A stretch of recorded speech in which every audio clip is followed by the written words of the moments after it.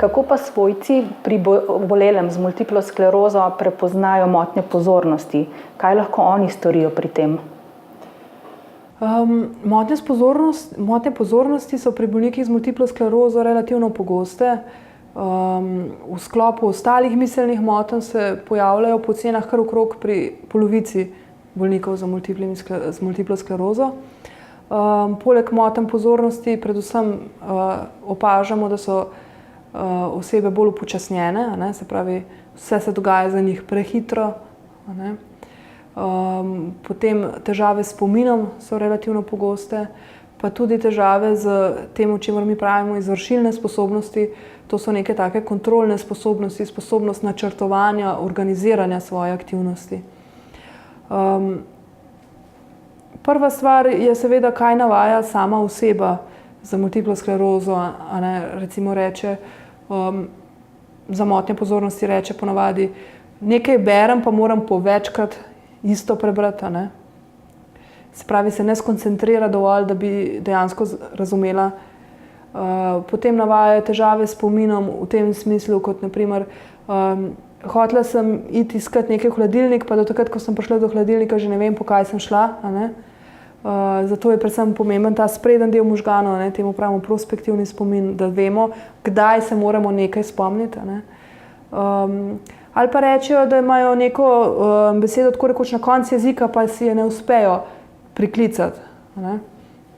Vse te težave so relativno pogoste, lahko pa mogoče tukaj omenim še to, da ponavadi ne napredujejo do stopnje demence.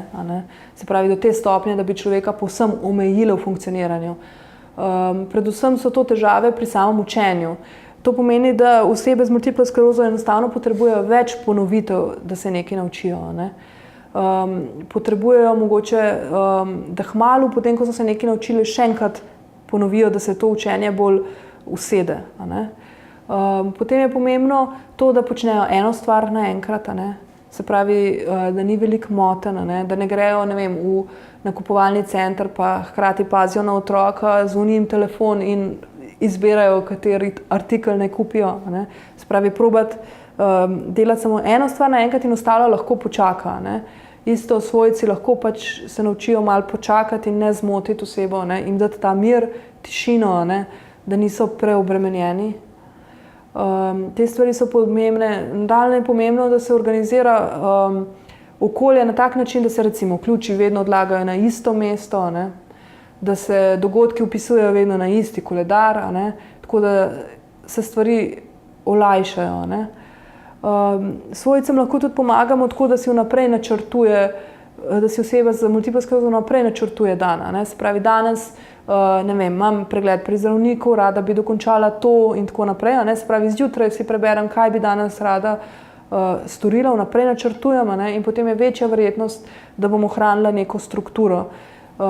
Ta problem, ki nastane pogosto pri osebah z multiplo sklerozo, je, da se ogromno stvari lotijo, pa nobene ne dokončajo.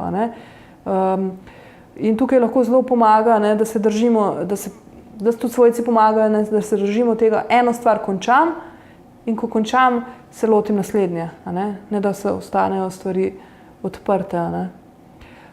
Tako da tukaj je veliko načinov, kako nekako pomagati svojcu, da kljub temu, da ima mogoče slabšo pozornost, slabši spomin, vseeno funkcionira relativno v redu. Je pa tukaj potrebno spet precej ene iznajdljivosti. Pa dobro je tudi podpirati svojca, da ostaja aktiven. Da ostaja aktiven tako miselno, se mogoče vseeno vpiše na kak tečaj, če ima toliko energije. Da ostaja, kolikor se pač da v okviru njegove energije, aktiven tudi socialno, magar, če so to pogovori po telefonu, in fizično, da gre na kak sprehod.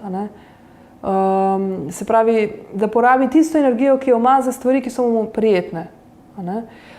In s tem, ko je aktiven, ko počne stvari, ki so prijetne, se več energije ohranja, se ohranja neka taka vseeno malo višja stopnja aktivnosti in pride potem vseeno do manj utrujenosti kot rezultat vsega skupaj.